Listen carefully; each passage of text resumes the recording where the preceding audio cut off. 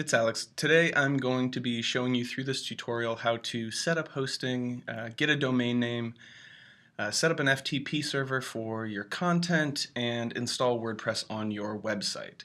So there are a few things that we need to get started doing. So first of all, you're going to want to pick your domain name and get a hosting service. So I've come here to Lamphost.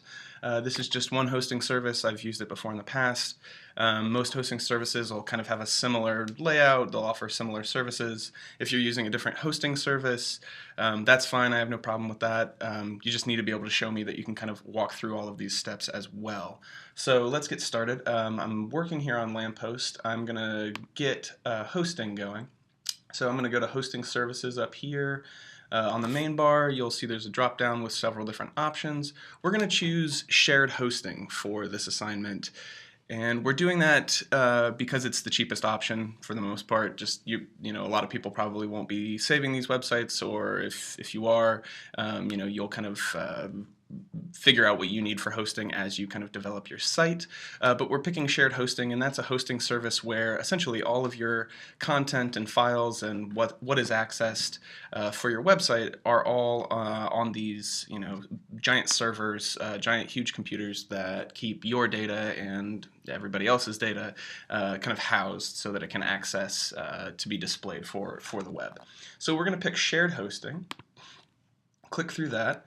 You'll see that you'll have a number of different options depending on how long you want to keep your hosting going. And here we see options for different storage amounts, different bandwidth, number of mailboxes, etc. For the purposes of this assignment, we can go with just the basic web presence account here. If you're using a different hosting service, probably just their basic shared hosting offering will probably work as well. So I'm going to click order now, get this process started. You'll see that you have a payment schedule choice here. You can choose month to month for $10 a month. You can choose 3 months, 12 months, and price per month just kind of goes down as you kind of increase the number of months. Again, for the purposes of this assignment, we're going to go month to month. Have the option to kind of, without a whole lot of pain, kind of cancel the hosting if you find you don't need it after the course. So we're going to go with 1 month. You'll have a few options here. Most people are going to be registering a new domain name, so we're going to be selecting that. If you have an existing domain name that you want to use for hosting and kind of transfer an existing domain to this hosting service, you have access to those things as well if you maybe already have a site and you're kind of moving something around. But for the bulk of us, we're going to click on register a new domain name. We're going to click continue. And then we're going to enter our domain name. I've already checked on this one, as you can see. So I'm going with alexlukinsiscool.com. I don't know if that's true or false, but that's what I went with.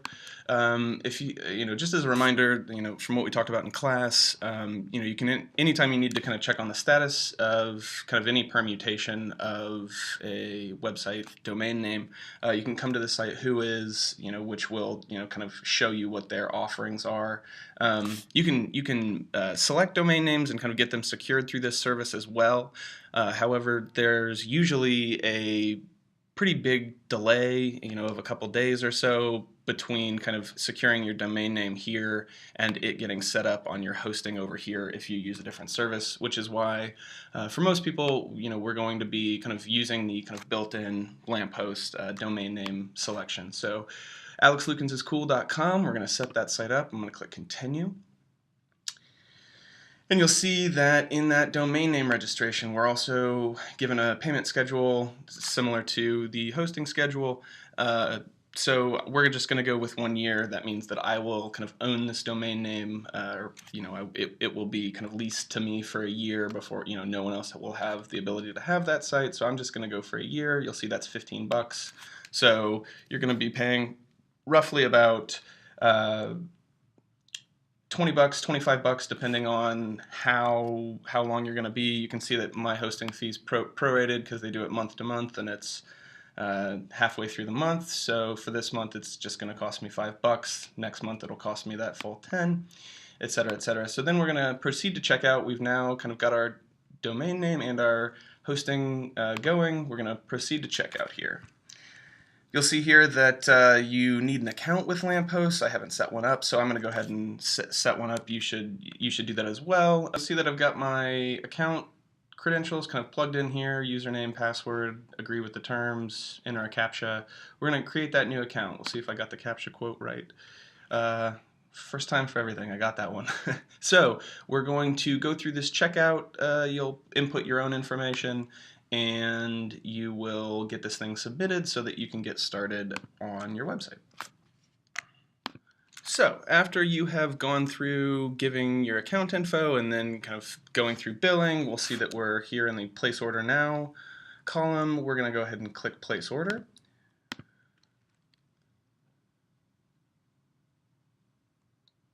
It's going to think about it for just a sec, and then it's going to spit back to us that everything is all good and we're ready to get going. So you'll see that we have this order, and you should see something in your email that kind of indicates, where to go from here. From Lamppost, you should receive a couple of emails.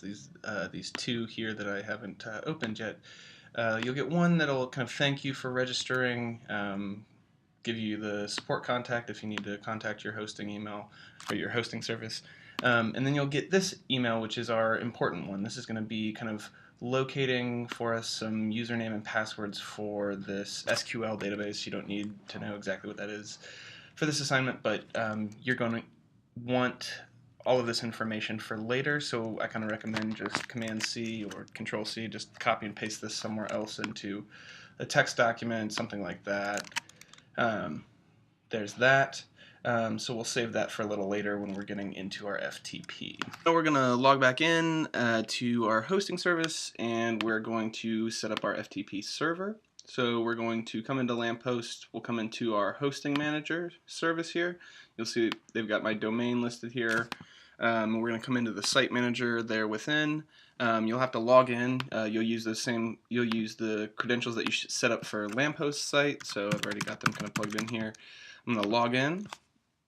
You'll see that you'll get several tools here in the site manager. We don't need to pay attention to too many of them, but we do need to come here to email and FTP, which is going to be where we set up our credentials for that FTP server. Here we are in the FTP, kind of adding this email account.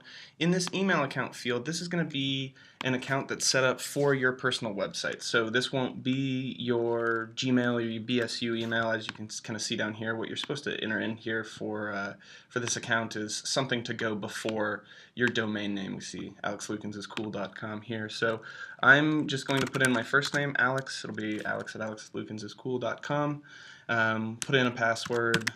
You'll want to remember these credentials, maybe store them in a text file real quick, just because you'll have a lot of this stuff kind of flying at you real quick.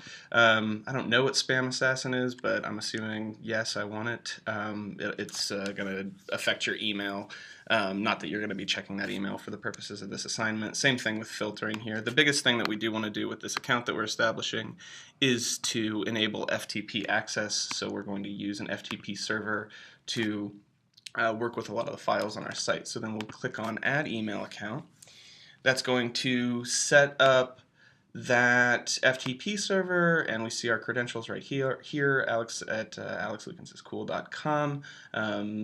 You should be able to do that just through this site manager, and then we'll get started on working with WordPress to get it up onto your server.